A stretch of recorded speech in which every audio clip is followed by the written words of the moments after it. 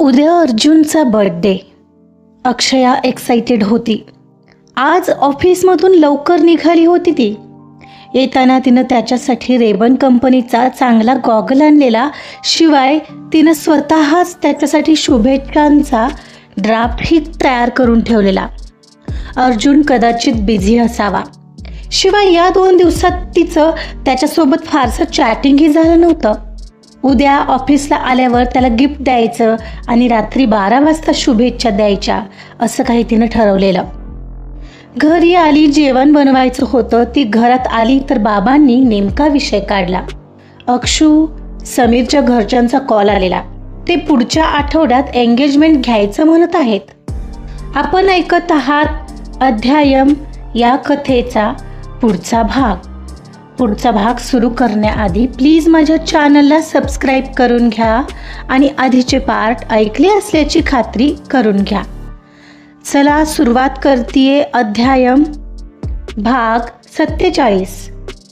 समीर तिच्या मागे आला. तोपर्यंत तर ती तिच्या जागेवर जाऊन बसलेली. तिचं कामही तिनं सुरू केलेलं. अक्षया, हे काय असं पुढे निघून काय आली सगळं? तू गैरसमज नको करून घेऊ यार.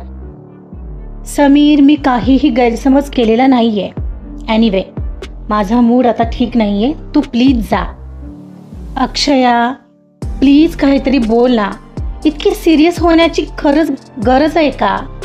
मी फक्त म्हणतोय स्टाफ सोबत एक गिफ्ट त्यांना देणार आहोत ना आपण. मग आणखी वेगळं गिफ्ट कशाला?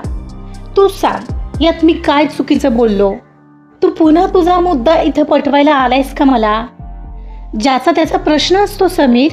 तुला नाही द्यायचा, नको देऊ. मी तुला जबरदस्ती करायला आले का? यार अक्षया, तुला माझी काळजीच समजत नाहीये का? काळजी? यात कसली काळजी आली समीर? काळजीचं नाव घेऊन तू माझ्या प्रत्येक गोष्टीवर हक्क सांगतोयस.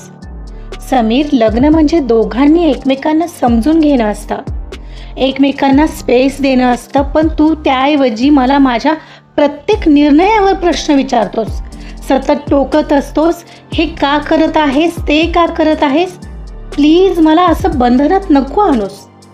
असं नको वागूस ज्याने मला माझा श्वासही गुदमरल्यासारखा वाटेल. समीर काहीसं चिडूनच बोला. अक्षया, मला असं वाटतं की मी काही चुकीचं सांगत नाहीये. मी तुझ्या भल्यासाठीच सांगतोय. तू त्याचा वेगळा अर्थ घेत आहेस. समीर, बस. हेच तुझं मी सांगतोय म्हणून बरोबर असं म्हणणं मला नाही पटत. तुझ्या मनाप्रमाणे मी नाही वागले की मी चुकीची ठरत नाही.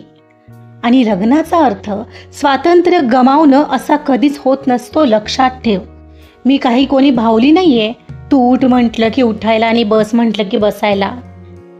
अक्षयाच्या ठाम शब्दांनी समीर स्तब्ध झाला.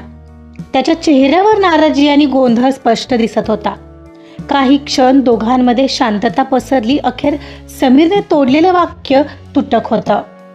अक्षया, मला वाटतं आपण या गोष्टीवर नंतर बोलू. आता मी तुला डिस्टर्ब करत नाही, पण लक्षात ठेव, मी आपल्यासाठीच सांगत होतो. समीर, असं तुला वाटतंय? तू फक्त तुला काय वाटतं हाच विचार करत असतोस. सरळ दिसतंय. दुसऱ्याचा विचार, त्याची इच्छा तुझ्यासाठी काही एक महत्वाची नाहीये. समीरला तिचं बोलणं झोंबलं, पण उत्तर द्यायला आता काही तो थांबला नाही. तो काही न बोलता तिथून निघून गेला. त्याच्या मनात अक्षयाचा विरोध कुठंतरी चुकत असल्याची भावना होती. तिला दुखवायचं नव्हतं आणि तिला हरवायचं सुद्धा नव्हतं. त्याला बस एक गोष्ट त्रास देत होती. अक्षया अचानक का इतकी बदलते आहे आणि ती अर्जुन सरांसाठी काय एवढं करू पाहते आहे. समीर निघून गेल्यावर अक्षया पुन्हा कामाकडे वळली, तरीही तिला उगाचच वेगळा ताण फील होऊ लागलेला. समीरचं असं सततचं टोकणं तिला त्रास देत होतं. आधी तर अर्जुन सरांबद्दल त्याचं बोलणं तिला मनापासून खटकलेलं. अर्जुन सर रागीट असतील, थोडे स्ट्रिक्ट असतील, पण ते कामाच्या बाबतीत योग्य असतात हे तिला पक्क ठाऊक होतं. त्यामुळे समीरने जे काही बोलून दाखवलं होतं त्याचा राग अजूनही तिच्या मनात होता. त्यात काल जे अर्जुन सरांनी सांगितलं त्याने तिच्या मनात त्यांच्याविषयीचा आदर कितीतरी पटींनी वाढला होता. तसंही काल जे काही तिला अर्जुनकडून त्याच्याबद्दल समजलेलं, त्यामुळे त्याच्याबद्दल वाटणारा आधीच्याच रिस्पेक्टमध्ये कितीतरी पटींनी वाढ झालेली. या सगळ्या गोष्टी ती समीरला निश्चितच बोलू शकत नव्हती. इव्हन अर्जुन पुढे समीर म्हणजे नथिंग आहे हे तिला समजत होतं. आणि त्याच्या अशा अर्जुनबद्दल बोलल्याने तिला आणखीनच त्याच्या वागण्याचा राग आलेला. यार, ही अक्षया का अर्जुन सरांचा एवढा विचार करते हल्ली? ओहो Sameer, you have to be careful, नाहीतर तुझ्या एका चुकीमुळे अक्षया हातून जाईल. ते दोघं एकमेकांशी बोलत तर नसतील ना? छे छे, काय विचार करतोय मी हा? नाही, असं नसेल, असं व्हायलाही नको. नाहीतर कधीतरी तो विषय निघायचा आणि बोलता बोलता अर्जुन सर सांगतील की त्यांनी तिला हॉस्पिटलमध्ये पोहोचवलंय. मग काही खरं नाही. तिला जितकं त्यांच्यापासून दूर ठेवता येईल तितकं मला ठेवायलाच हवं. तिला सांगू नाही शकत हे सगळं. तिला अर्जुन सरांबद्दल काहीतरी सांगून त्यांच्यापासून दूर ठेवावं लागेल. त्यांनी फारच विचार केलेला दिवसभरात आणि तिला राग येऊ नये म्हणून तिच्यासमोर जायचं सुद्धा टाळलेलं. पण त्या सायंकाळी ऑफिसमधून निघताना समीरने तिला पुन्हा गाठलं. हे अक्षया, निघालीस? हो. मी सोडू का तुला आज? नाही, नको, माझी मी जाईन. तू अजून रागवलीस का? ए Akshu, I am sorry. Sameer please मला जाऊ दे. Akshu, I said sorry. तुला द्यायचं ना त्यांना गिफ्ट, दे तू. मग तर झालं, पण अशी चिडू नकोस यार माझ्यावर. तू नको म्हणालास काय आणि तू दे म्हणालास काय? मी देणारच आहे. ओके? इट्स ओके ना अक्षू, सोड ना आता ते सगळं. एवढं येऊन तुला सॉरी म्हणतोय, तुला हवं ते कर, बोललो ना आता. ओके, चल बाय. म्हणून ती पुढे निघाली आणि त्यानेही धावत जाऊन तिचा स्पीड पकडला. अगं थांब, मी सुद्धा निघालोच आहे. अगं एवढी धावत का आहेस? थांब तर. काय रे आता? काही नाही, थोडं बोल ना. ओके, बोल. ए अक्षया, बरं मग काय ग, काय देणार आहेस त्यांना गिफ्ट? मी काय म्हणतो, मी करेन तुला मदत त्यांचं गिफ्ट निवडायला. तो विषय बदलत म्हणाला. काही नको, अजून मी काय गिफ्ट देणार आहे त्यांना त्यावरून आपला वाद होईल. आणि तसंही त्यांना काही गिफ्ट द्यायचं ते माझं ऑलरेडी ठरलंय, सो निवड करायची गरज नाही पडणार. अगं असं काही नाही आहे, असंच आहे. अगं तू बोल तर, कधी जाणार आहेस तू गिफ्ट घ्यायला? मी येईन अगं सोबत. तुझं ठरलंय का ऑलरेडी काय द्यायचं ते? हो, माझं ठरलंय. मी त्यांना गॉगल देणार आहे. Oh okay, nice. तो नॉर्मली बोलत होता खरा, पण त्याच्या चेहऱ्यावर आलेले भाव नाखुशीचेच होते. तिनं ते बरोबर हेरलं. काय झालं समीर, तुला वाईट वाटतंय का? तुझा चेहरा का असा पडलाय? एक मिनिट, का तू जळत वगैरे आहेस आणि म्हणून तुला आवडत नव्हतं मी त्यांना गिफ्ट वगैरे देते ते? हां? ती हसली. ॲक्च्युली हो, मला थोडं बेचैन आणि अस्वस्थ वाटत होतं. तू त्यांना गिफ्ट देणार आहेस म्हणून. हो, वाटतंय मला अनसेफ, पण कोणाला काय फरक पडतो ना. इथे मला काय वाटतं ते. तो एकदम नरम होत खाली पाहत पायाने खाली नक्षी करत म्हणाला. त्याची अस्वस्थता तिलाही जाणवणे इतपत होती. डोंट वरी समीर, तुला टेन्शन घ्यायची गरज नाहीये. चिल, चल बाय. म्हणत ती हसतच त्याच्या केसात मिश्किलपणे हात फिरवून निघून गेली. ती ज्या प्रकारे त्याच्या केसांमध्ये हात फिरवून निघून गेली होती त्याच्या मनाच्या तारा चेडून गेली होती. म्हणूनच तू मला आवडतेस अक्षया. मला माहिती आहे माझ्यात खूप साऱ्या कमी आहेत. मी जसा वाढलोय तसाच असेन ना मी, तरीही स्वतःला बदलण्याचा प्रयत्न करतोय यार तुझ्यासाठी. पण काही झालं तरी तुला सोडणार नाहीये, बिकॉज आय लव्ह यू. कसं सांगू तिला, त्या सरांपासून दूर राहा. लवकरात लवकर एंगेजमेंटची तयारी करायला हवी. आय होप तिच्या मनात मी लवकरात लवकर जागा निर्माण करू शकेन. मला तिच्या तोंडून ते 3 मॅजिकल वर्ड्स ऐकायचेत. कधी येईल तो दिवस. पण जसे आजकाल आमच्यात विसंवाद होत आहेत असेच नको होत राहिला, नाहीतर आमची नौका त्या मंजिलपर्यंत पोहोचेल का हीच शंका वाटते. एक काम करतो, मीच तिच्यासाठी काहीतरी छान गिफ्ट घेतो. Then she definitely will be happy. इकडे समीर वेगळ्याच आशेच्या हिंदोळ्यावर झुलत होता अक्षया तिच्या स्कूटीवर येऊन बसली. समीर आता जरा लाईनवर आलेला पाहून समाधानी होती. स्वतःलाच म्हणत होती, हा समीर पण ना चुका करत राहतो, पण सॉरी म्हणून ही रिकामा होतो. हा तसं वाईट नाही आहे, पण आधी जसं काय काय बोलत असतो काय माहीत, जसं काय मेंदू घरी ठेवून आलाय. जाऊ दे, जळत होता बिचारा, बट त्याला कदाचित माहीत नाही आहे I am a one man woman. तिनं हेल्मेट चढवलं आणि स्कूटी चालू केली. उद्या अर्जुनचा बर्थडे. अक्षया एक्सायटेड होती. आज ऑफिसमधून लवकर निघाली होती. ती येताना तिनं त्याच्यासाठी रेबन कंपनीचा चांगला गॉगल आणलेला. शिवाय तिने स्वतःच त्याच्यासाठी शुभेच्छांचा ड्राफ्ट ही तयार करून ठेवलेला. अर्जुन कदाचित बिझी असावा. शिवाय या 2 दिवसात तिचं त्याच्यासोबत फारसं चॅटिंग झालं नव्हतं. उद्या ऑफिसला आल्यावर त्याला गिफ्ट द्यायचं आणि रात्री 12 वाजता त्याला शुभेच्छा द्यायच्या असं काही तिनं ठरवलं होतं. घरी आली, जेवण बनवायचं होतं. ती घरात आली तर बाबांनी नेमकाच विषय काढला. अक्षू, समीरच्या घरच्यांचा कॉल आलेला.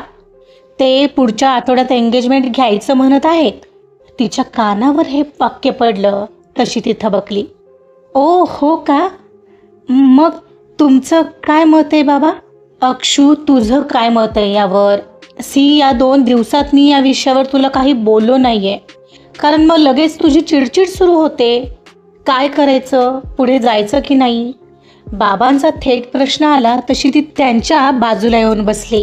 प्रश्न खूप छान आहे बाबा, पण काय आहे मला खरंच कळत नाहीये की यावर काय निर्णय घ्यावा. मी अजूनसुद्धा खूप कन्फ्यूज आहे. मला खरं तर खूप घाई होते असं वाटतंय. मग नाही म्हणून सांगू का? जास्तीत जास्त काय होईल, मी शब्द देऊन मुखरलो असं होईल. शिवाय तसंही मीच गेलो होतो ना त्यांच्यासमोर हात पसरत. बाबा नाखुशीने बोलत होते. बाबा, तुमचं सगळं ठरले तर मग मला काही विचारूच नका. नाराजी स्पष्ट दिसते बाबा तुमच्या बोलण्यात. कारण मला माहिती आहे हो तुम्हाला हे नातं हवंय, आणि मला या प्रश्नाचं उत्तरच देता येत नाहीये. तुम्हीही लगेच जड झालेली मुलीसारखे इतर आई वडिलांसारखे हात वर करत रिकामे होताय. काय बोलू बाबा? आता तिच्या डोळ्यात पाणी आलेलं. चटकन तिचे डोळे पुसत ते पुढे होऊन म्हणाले, अक्षू अगं असं नको बोलूस. मला तुझी काळजी वाटते बेटा. मी दिवस रात्र बस तुझ्याच सुखाचा विचार करत असतो. अक्षू, विचार कर ना, ज्या मुलाने माझ्या मुलीचा जीव वाचवला, ज्याच्यामुळे ती माझ्यासमोर सुखरूप उभी आहे, त्याने माझा जीव जरी काढून मागितला असताना तरीही मी तो दिला असता. आणि त्याला तू आवडतेस म्हणजे असं तो बोलला नाही. हा ते तर मी विचारलं म्हणून तो म्हणाला, आणि मला वाटलं दुधात साखर पडली. तर ठीक आहे ना, मला वाटतं तो तुझी माझ्या इतकीच काळजी घेईल माझ्याही माघारी. माझी बस हीच इच्छा आहे. माझं नंतर काय व्हायचं ते होवो, बस माझ्या डोळ्यांसमोर तुझं लग्न होऊन जावं. बाबा, कसली तरी भीती वाटते हो लग्न म्हटलं की. कसं सांगू? अक्षू अगं, लग्न म्हटलं की कोणत्याही मुलीला भीती वाटतेच. सुरुवातीला हे होतच, पण पुढे सवय होईल अगं. तू माझ्याशिवाय बाकी विचार करत नाही म्हणून असं होतंय. तू थोडा माझ्याशिवाय विचार करण्याचा प्रयत्न कर अक्षू. थोडा समीरचा विचार कर. मी प्रयत्न करते आहे बाबा, पण खरं सांगायचं तर हे सगळं मला मनापासून नाही स्वीकारता येते. यात माझी मर्जी नाही असंच वाटतंय. उदाहरण सांगायचं तर, एक बाजूला तुम्ही आहात. तुमच्या प्रेमाखातर म्हणून मी तयार झाले उद्या माझ्यामुळे तुमच्या हेल्थला काही इश्यू नको म्हणून. कारण जगातील कोणत्याही गोष्टीपेक्षा मला तुम्ही किती महत्त्वाचे आहात हे तुम्हाला चांगलंच माहिती आहे. आणि एक बाजूला समीर आहे. मी काय करू? मला त्यावाल्या फिलिंग्स त्याच्याबद्दल नाही आहेत अजूनही. हो, आय नो, तो त्याच्याकडून हे नातं निभवायचा पूर्ण प्रयत्न करतोय. कधी कधी अतिशय चीड येण्यासारखा बोलत असतो. आता कालच पहा, बोलता बोलता मी म्हणाले मला सरांना गिफ्ट द्यायचं आहे कारण त्यांचा बर्थडे आहे. तर मला म्हणाला कशाला उगाच खर्च करायचा, मला नाही चालणार. कधी कधी असं वाटतं तो मला कंट्रोल करू इच्छितो, पण पुढच्या क्षणाला येऊन सॉरीही म्हणतो. तुला हवं तसं वाग म्हणतो. मग केवळ मला बरं वाटावं म्हणून म्हणतो की कसा? मला कळत नाही नेमका कसा आहे तो. मी काय करू? तुला येऊन सॉरी म्हणतो ना तो. अगं मग यातच आलं की सगळं. तो तुझी मर्जी सांभाळायचा प्रयत्न तरी करतोय. आणखी काय हवंय मग तुला? काय माहीत, पण मला काहीतरी मिसिंग वाटतंय, ती त्यांच्या हाताला विळखा घालत बोलली.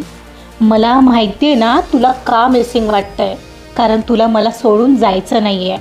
हो ते तर आहेच, ती म्हणाली. तसं ते तिच्या हातांचा विळखा बाजूला करत म्हणाले. काय आहेच म्हणून मी तुला माझ्यापासून जबरदस्तीने बाजूला करतोय, हेच कारण आहे. हे नाही की मला तुझा कंटाळा आलाय किंवा तुला घरातून हकलायचंय. माझ्यासोबत असलेली तुझी इतकी अटॅचमेंट तुला उद्या त्रास येईल, त्यासाठी करतोय मी बेटा. कधी कधी समोरच्या व्यक्तीच्या चांगल्या गोष्टी बघाव्यात आपण. समीरच्याही बघ, एक दिवस तुलाही पटेल माझी निवड योग्य आहे, ते तिच्या गालात थोपटत म्हणाले. आय होप तसंच होईल. आय डोंट नो बाबा, ती तशीच निराशेत बोलली. चला उठा, जेवायचं काहीतरी बघा, मला भूक लागली आहे. का बाहेर जायचं आहे आजही? बाबा म्हणाले. बाबा मी आज बाहेरून ऑर्डर करू का? प्लीज, आज खूप कंटाळा आलाय, ती बारीक तोंड करून म्हणाली. बरं ठीक आहे, आणि हो मी त्यांना होकार कळवतोय हा मग अक्षू. ओके, काय बोलू आता, मी आलेच फ्रेश होऊन, म्हणत ती फ्रेश व्हायला गेली. काहीतरी हरवतंय वाटत होतं, पण काय? बाबा की आणखी काहीतरी? आजचा भाग इथंच संपलेला आहे. बाबा तर पुढच्याच आठवड्यात त्यांना एंगेजमेंटसाठी होकार देत आहेत. मग अक्षया आणि समीरची एंगेजमेंट होईल का? या सगळ्यात अर्जुन काय रिॲक्ट करेल बघूया काय होतंय पुढील भागामध्ये. ऐकत रहा अध्यायम. कथा आवडत असेल तर प्लीज लाईक करा, सबस्क्राईब करा आणि शेअर सुद्धा करा. Thank you so much.